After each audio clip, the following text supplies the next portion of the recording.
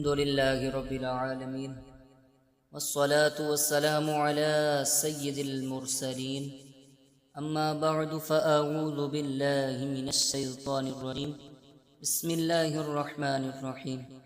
Video دیکھنے والے تمام احباب کو السلام علیکم ورحمۃ اللہ وبرکاتہ۔ امید کرتا ہوں تمام احباب خیر و عافیت سے ہوں گے۔ میں آپ سب کو اپنی اکیڈمی الرحمن قرآن اکیڈمی میں ویلکم کرتا ہوں۔ ویڈیو دیکھنے سے پہلے ایک چھوٹی سی گزارش ہے کہ آپ نے چینل کو اگر سبسکرائب نہیں کیا تو چینل کو سبسکرائب کریں تاکہ ہر نیو آنے والی ویڈیو آپ تک پہنچ سکے، اور اگر بیل آئیکن کا بٹن نہیں دبایا تو آپ اس کو بھی دبا دیں۔ چلیے آج ہم سبق نمبر 20 متفرق قواعد کے بارے میں بات کریں گے، یعنی مدنی قاعدے کی تختی نمبر 20 متفرق قواعد کے بارے میں آج ہم بات کریں گے۔ چلیے ہم قواعد پڑھتے ہیں، پھر آگے انشاءاللہ تختی شروع کریں گے۔ چلیے پڑھیے۔ پہلا قواعد ہے اظہار مطلق۔ ان 4 کلمات میں نون ساکن کے بعد حروف یرملون ایک کلمے میں آنے کی وجہ سے ادغام نہیں بلکہ اظہار مطلق ہوگا، اس لیے ان 4 کلمات میں غنہ نہ کریں۔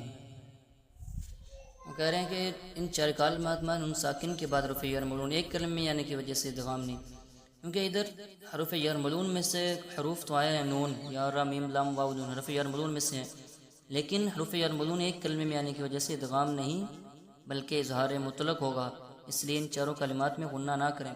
جب ادغام دو کلمات میں ہو تو اس وقت غنہ ہوگا، اس لیے ادھر ایک کلمے میں ہے، اس لیے غنہ نہیں ہوگا، ادھر اظہار مطلق کا قاعدہ ہوگا۔ چلیے ہم پڑھتے ہیں۔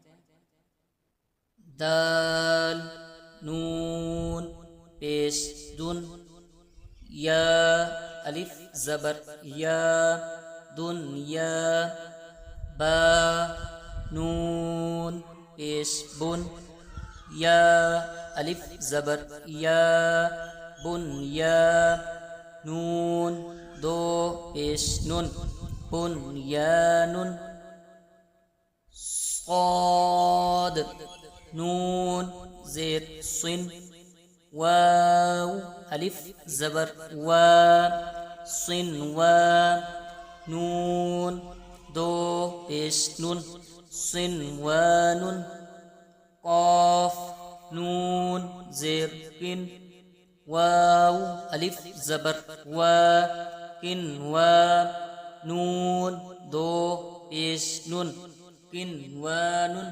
اپنی اس طرح 4 حروف پڑھنے ہیں، اس میں غنہ نہیں کرنا آپ نے، بغیر غنے کے اظہار مطلق کا قاعدہ لگ رہا ہے، اس لیے غنہ نہیں کریں گے، بغیر غنے کے ان 4 حروف کو پڑھیں گے۔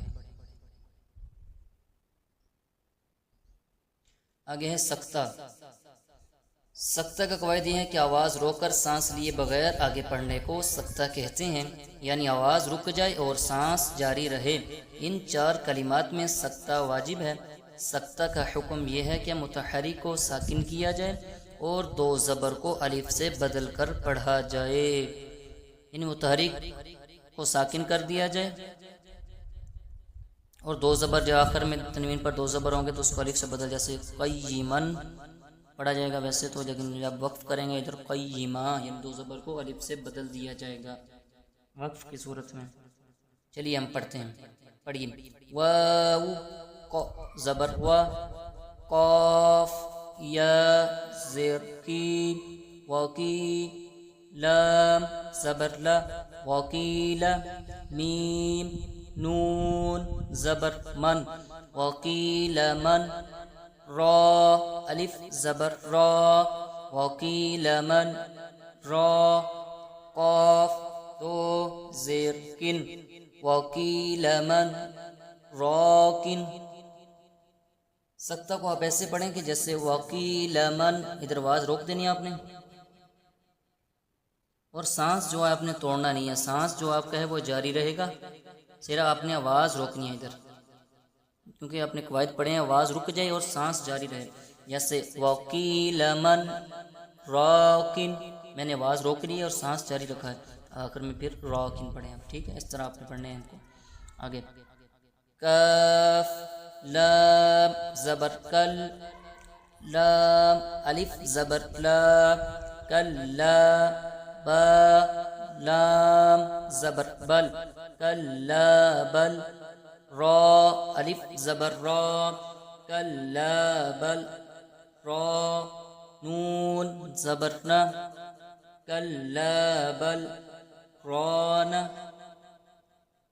من مرقدنا هذا عوجا